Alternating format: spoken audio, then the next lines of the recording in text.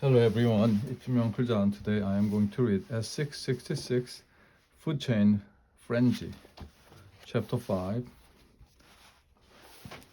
The hawk flew higher and higher, with the magic school snake swinging from its claws. My teacher would never leave our class dangling, Jenny said.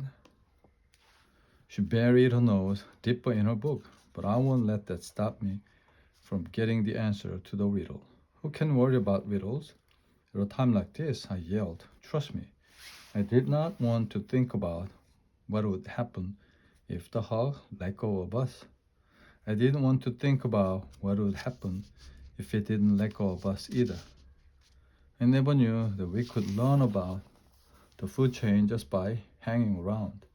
Carlos said, being a captive audience does have some advantages, said the freeze. Class, look down there. We have a bird's eye view of another kind of food chain. It's a food chain that people control.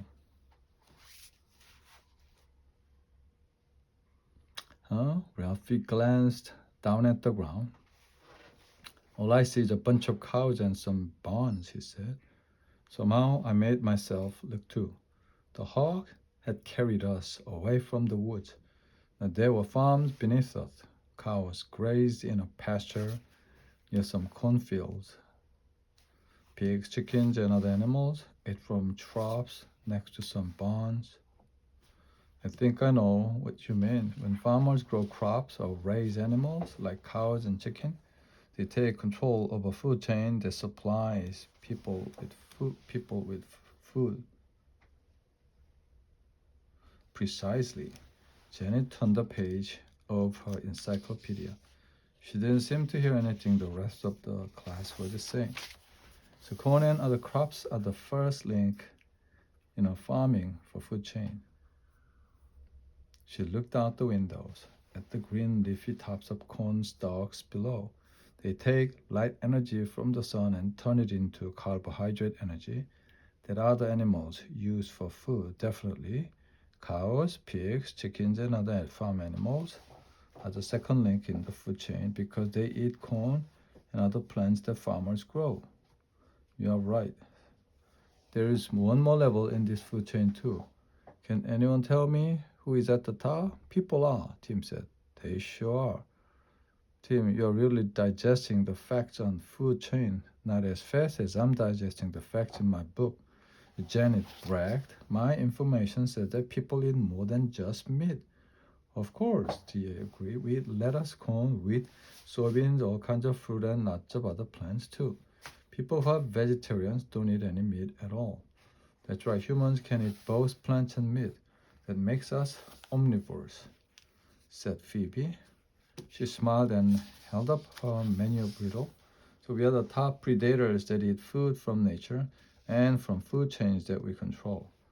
The answer to the fourth riddle is human beings. Way to go, Phoebe.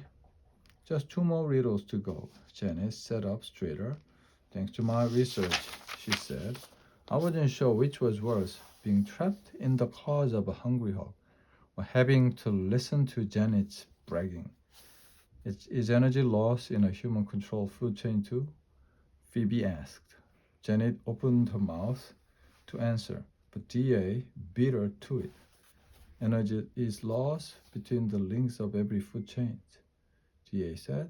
Hearing that made me think about something. If there are so many plants at the bottom of the energy pyramid, I said, wouldn't it make more sense for all animals to eat just plants? Every ecosystem has a balance that depends on animals eating different things. Ms. Frizzle explained if all animals ate plants, then when the animals reproduce, there would be too many of them. They would eat all the plants until there weren't any left. And if plants died out, then animals would die out too. But if some animals are herbivores and other animals are omnivores and carnivores, then there is enough food for all the creatures in an ecosystem to survive. Jenny spoke up before Dia could finish. I just hoped I would have survived the competition between Dia and Jenny. Not to mention our ride in that hawk's clutches. We are coming in for a landing, guys, Wanda announced. The hawk landed on a tree at the edge of a salt marsh. The other side of the marsh opened out into the wide ocean beyond. But we weren't interested in looking at the view of the water. Not while the hawk kept its claws tightly wrapped around the magic school snake. I do not like the hungry gleam in those beady eyes. Keisha said, and look at its beak. Do I have to? I mumbled. All of a sudden, the hawk made its move. Its head darted toward the magic school snake and us. Yes, I cried, shrinking back against my seat. We are dead meat. Chapter 6. I couldn't watch. It was too awful. Not to worry, class, Miss Frizzle told us. Magic school bus has what it takes to wriggle out of a tight situation. She pressed a button on the dashboard. The magic school snake began to thrash and twist like crazy. It felt like we were on a bucking bronco. Oh no, my book! A science encyclopedia flew from her hand. The jerking movement of the bus snake made the DA's book slide off the table of her dino booth. There goes my book too, said DA. We were thrashing around so wildly, we couldn't see where those books went. But you know what? The bus snake's sudden movement did the trick. Magic school snake twisted, free of the hawk's claws. As we dropped through the air, we saw marsh, grass, and cattails. Splash, we landed right in the salt marsh.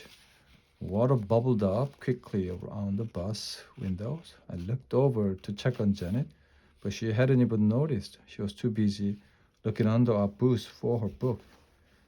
DA was searching behind the jukebox. That's weird. I don't see our books anywhere, DA said. It is almost like the eat 'em up cafe really ate them up.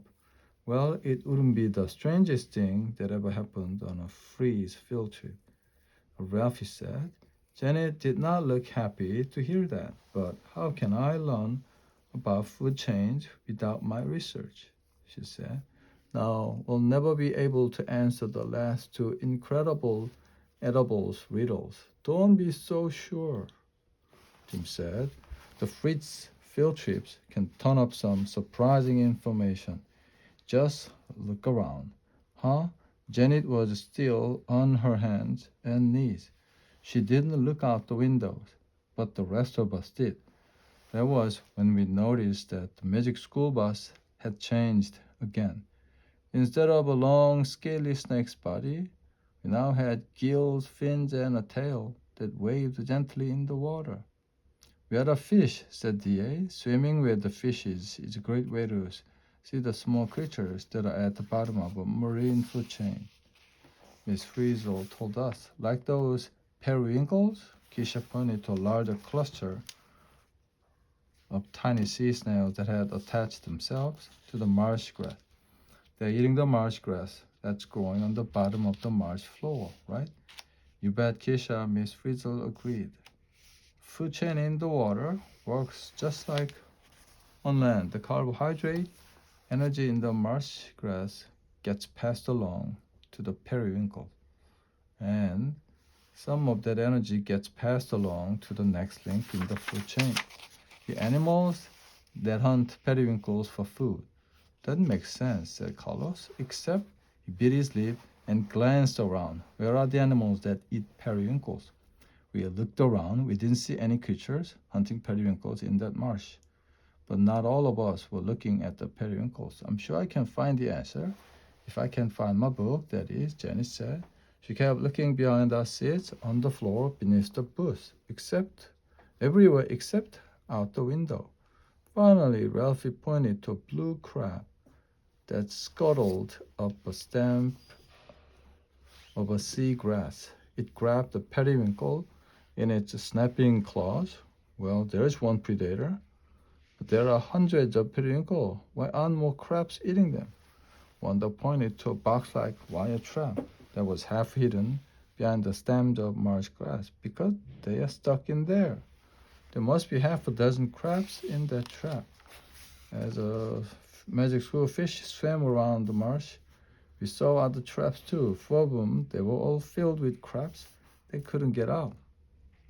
Sometimes things happen to upset the balance that exists between living creatures in an ecosystem.